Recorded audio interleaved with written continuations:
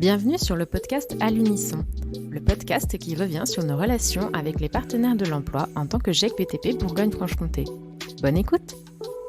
Alors aujourd'hui, je reçois la Fabrique Emploi et Territoire, plutôt du côté de la Nièvre, avec Manuel Sour et Marine Trigouste.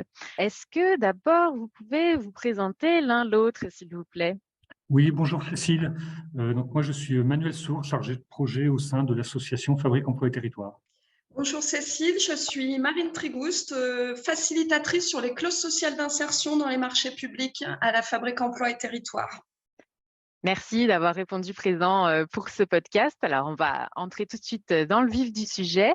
Tout d'abord, Manuel, est-ce que vous pouvez nous présenter votre structure? Oui, bien sûr. La Fabrique Emploi et Territoire est une association nivernaise qui a été créée en 2007. Elle s'appelait à l'époque Maison de l'Emploi et de la Formation. Les maisons de l'emploi et de la formation sont des structures qui émanent de la loi de cohésion sociale de 2005.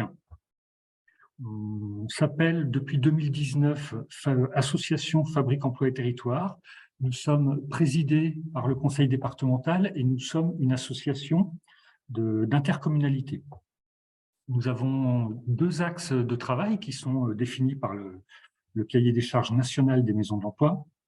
Le premier axe qui est le développement des clauses sociales d'insertion dans les marchés publics. Donc Marine abordera le sujet ensuite. Et l'autre axe, c'est l'accompagnement des mutations économiques sur le volet des compétences ou des ressources humaines. C'est-à-dire, en deux mots, que l'on accompagne des secteurs d'activité qui, pour une raison ou pour une autre, ont des difficultés de recrutement en animant des démarches de gestion territoriale prévisionnelle des emplois et des compétences. Très bien. Et est-ce que vous pouvez nous expliquer un peu comment a débuté votre partenariat avec nous, le GEC BTP BFC? Oui, alors ce partenariat, il a débuté de mémoire en 2017 ou 2018. D'accord. Car à l'époque, nous avions identifié que les groupements d'employeurs et que les groupements d'employeurs insertion et qualification étaient des outils très intéressants à la fois pour les employeurs du territoire et pour les demandeurs d'emploi du territoire. Donc nous avions réalisé à l'époque une étude qui visait à identifier les opportunités de développement ou de création de groupements d'employeurs et ou de GEC sur le département. Donc, dans le cadre de cette étude, on réunissait régulièrement les groupements d'employeurs et les GEC existants afin de travailler sur ce sujet. D'accord. Très bien. Merci pour ces réponses. Marine, on va passer à vous pour la petite question suivante. Selon vous, quel est le petit plus du GEC BTP? Le GEC BTP a cette force de pouvoir regrouper des employeurs donc du secteur BTP qui pour nous est un secteur très important en matière de clauses d'insertion dans les marchés publics. Puisqu'on a la possibilité de réserver des heures de travail à des personnes éloignées de l'emploi dans le cadre des marchés de travaux.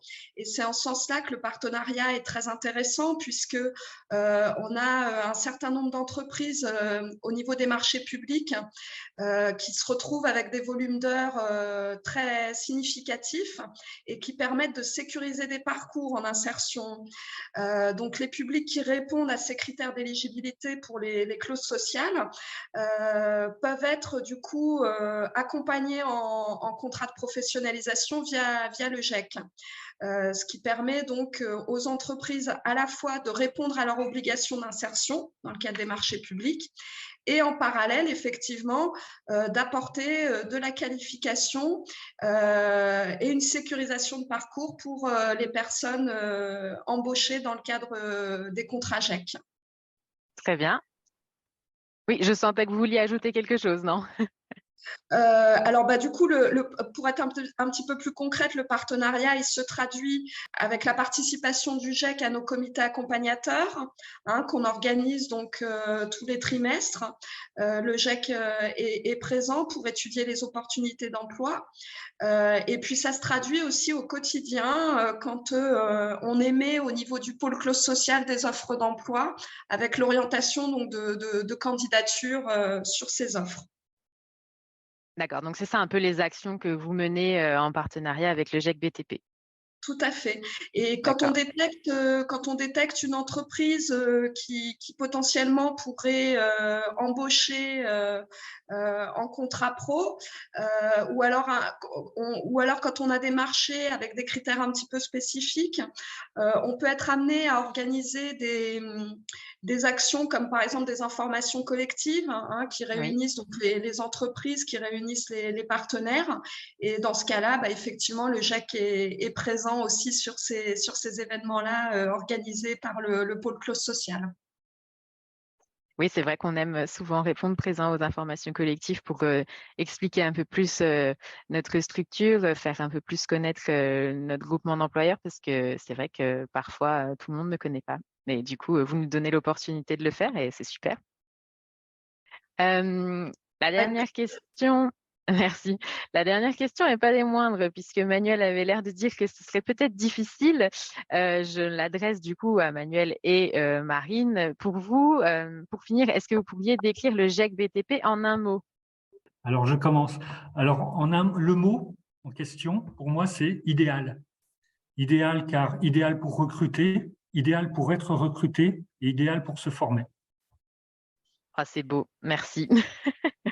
C'est vrai que le GIEC est là pour tout ça, donc c'est bien résumé. Et Marine, est-ce que vous aviez votre mot apparemment? Alors, oui, moi, j'avais pensé au mot regroupement en Oui. lien avec groupement, donc regroupement dans le sens où effectivement la force d'un GIEC, c'est de pouvoir rassembler, regrouper des entreprises qui rencontrent les mêmes difficultés en matière de recrutement et de formation. Et je pense que comment dire, l'essence même du GIEC, c'est de répondre aussi à ces problématiques-là et de permettre aussi de mutualiser les besoins. Donc, la notion de regroupement me paraissait pertinente. D'accord. Ouais, c'est intéressant d'avoir des points de vue différents, mais qui résument bien ce que nous sommes. Donc, merci. Et Merci. je laisse parfois quelques minutes de spontanéité à la fin de ce podcast à l'unisson. Si vous avez, oui, Marine me fait des grands yeux, mince, je ne l'avais pas prévenu, mais vous Je ne inquiétez pas, sais pas improviser.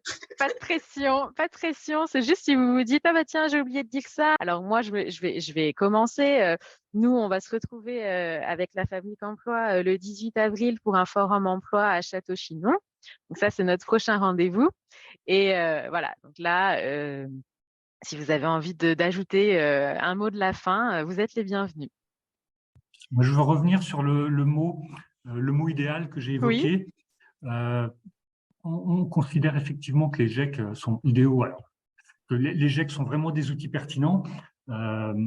J'en veux pour exemple que l'on a créé un GIEC dans le secteur de la viticulture en 2021 et qu'on mène actuellement des réflexions sur la création d'autres GIEC sur d'autres secteurs d'activité, car vraiment ce sont des outils qui nous semblent vraiment très intéressants. ah d'accord, intéressant. Oui, c'est vrai que sur... Pardon Marine, Je pense vous très dites... adapté à nos territoires ruraux aussi. Je pense que c'est une réponse effectivement qui est très adaptée et pertinente sur des territoires très ruraux comme la Nièvre. Très bien. Bon, écoutez, merci à vous deux d'avoir répondu à mes questions. Merci pour ce moment d'échange et à bientôt. À À bientôt, bientôt. Cécile. Merci à vous. Bonne journée. Merci. Merci. Merci d'avoir écouté le podcast À l'unisson, proposé par le GIEC BTP Bourgogne-Franche-Comté. Retrouvez toute notre actualité sur nos réseaux sociaux et à bientôt pour un nouvel épisode.